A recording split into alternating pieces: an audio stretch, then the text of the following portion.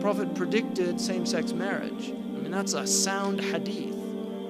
He said the end of time will not come until a man marries a man and a woman marries a woman. And we have no evidence in human history that that was ever, we have no evidence that any culture has ever sanctioned same-sex marriage. But he said it will be one of the signs of the end of time. He said you will see nikah al-rajul al-rajul, wa nikah al-mar'ati al-mar'a.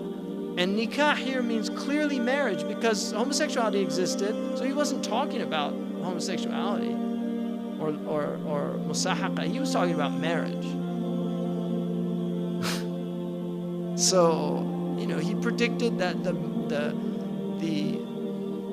buildings of Mecca would surpass the mountains. Who could have thought of that in the 7th century of Arabia? Who could have thought of that? He predicted that people would go out of their houses with things on their thighs that would tell them what was happening back in their families.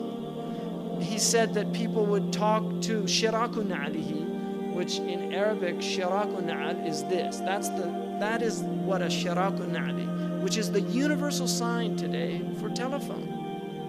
And he said a man will talk to his shiraku na'al. You know, that's how people say it, right? The Arabs call that shiraku na'al. Is Imam Jamal here? Dahabi? Is he here? Iman? The Prophet ﷺ predicted many things that have come true. That in the 7th century in Arabia, it just would not have been possible to predict those things, or they wouldn't even occur to people. And people say, oh, well, Nostradamus did that, so what, is he a prophet? I mean, the predictions of Nostradamus are so obscure.